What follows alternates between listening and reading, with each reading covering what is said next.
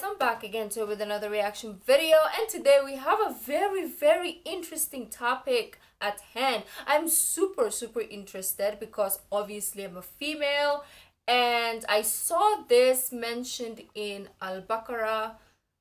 We were reacting to the Quran recitation of Al-Baqarah and it was mentioned and I was like, oh my god, what is wrong? Did we do anything wrong? Like, what is happening? Like in the Bible you don't get really anything that talks about menstruation or marriage ish.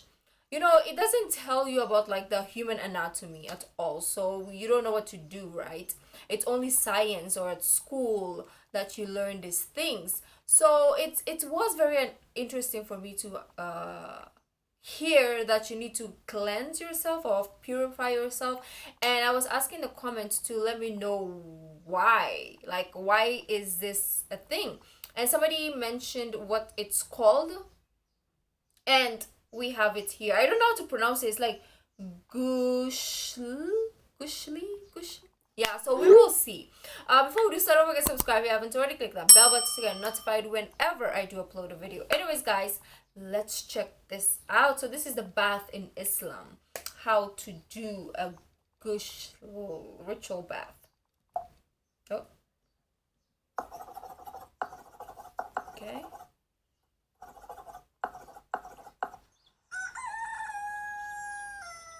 Morning routine. Ghusl, taking a bath. Ghusl, taking a bath. Something which we do every day. Oh, okay. But if you think about it, it's a pretty important part of your religion. Because if you are not ritually pure, you cannot perform some important religious deeds. Oh. And how much time and effort no prayer, you put no into learning mosque. the correct manner of ghusl, and how consciously and how well you perform the ghusl shows your concern for the way you stand before Allah. Because al-ghuslu amana bayna al-abdi wa bayna rabbihi.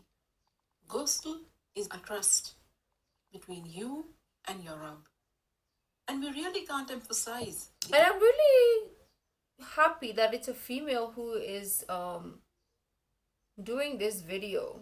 I mean, like, I wouldn't mind if it's a male also, but it's just more intimate if it's a female. Because most of the videos you see of this, like, illustration is male, right? This is the first time I've heard a female perspective. Importance of ghusl enough. In this series, we will begin the discussion with the obligatory ghusl, which will be helpful to you when you are in a hurry or if there is not enough time to take a complete ghusl. Next, I will take you step by step through the etiquettes of the complete ghusl, where we will discuss the sunnah acts of ghusl. And finally, in the next video, we will answer some frequently asked questions about ghusl. Alhamdulillah, all the information and answers are taken from the writings and fatwa of the scholars. So let's begin. There are two kinds of ritual impurities, the minor impurity and there are two kinds of ritual impurities. The minor caused by urinations, stool, wind, fluid, menstruation or flow, sleep, and impurity. What's the major, which occurs as I can't even speak. The result of janaba. Oh, so if you have sex, haid, or nifas. To Wait. achieve result of and Wait. There are two kinds of ritual impurities. I'm sorry, guys. Okay, it's like learning. Unusual menstrual. Okay, so I thought menstruation is under the minor, but it's unusual menstrual flow. So maybe like, how do you call those things? The spottings or something like that. And then the major includes the sexual intercourse, ejaculation, menstruation or period. Huh? What is this too? Why is it in separation when it means the same thing? Tahara, from the minor impurity, you only need to renew your wudu. What is wudu? Whereas, in the case of major impurity, you need to take a ghusl. And ghusl can be taken in two ways. Get it now. A complete ghusl with all the sunnahs of the Prophet, and a partial or a sufficient ghusl, which means only doing what is obligatory to free yourself from the ritual impurity. So, what are these obligatory acts of ghusl? A beforehand niyyah, intention that you are taking this bath to purify yourself from the major ritual impurity. Rinsing your mouth and nose, and letting water run over your entire body at least once. Make sure it reaches every part of it, even your scalp, under the thick hair.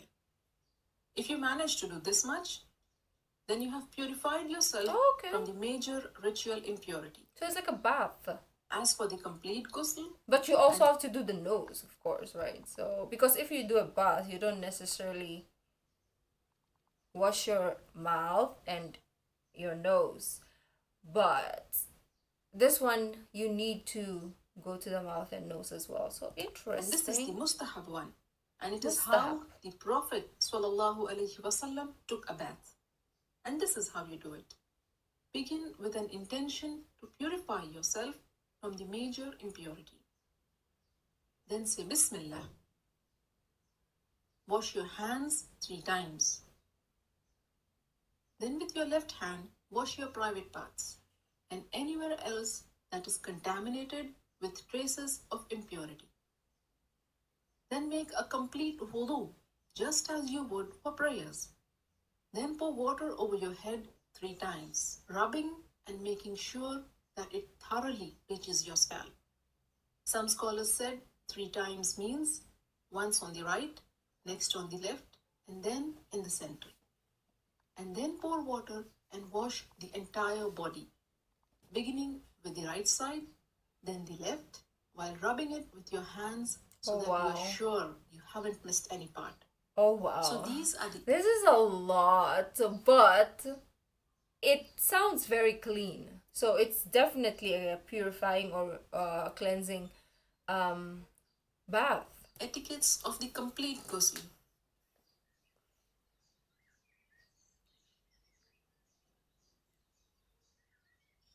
Okay, at least you can Ghusl essentially means letting water run over every part of your body. So if you're wearing a ring, you should move it. And if it is so tight that the water won't reach the skin underneath, then you have to remove it. Cosmetic items which form a barrier. I asked this question, so it's good that we are watching this video. It's giving us a lot of answers. Prevent the water from reaching your skin must also be taken off. Yeah. In a narration of Maymuna radiallahu ta'ala anha, it is mentioned that the Prophet sallallahu alaihi wasallam moved away from the spot where he had been taking ghusl, and then he washed his feet. Sheikh Ibn al-Uthaymeen rahimahullah explained that what is apparent from the various narrations is that the Prophet washed his feet after ghusl only when there was a need. Like if the floor is made of dirt, and if the feet are not washed, they will remain soiled. So you may want to wash your feet after ghusl if there is a need. With this, you are now well informed about the how-to of the perfect I think ghusl. that's it. For more how-to guides, very interesting.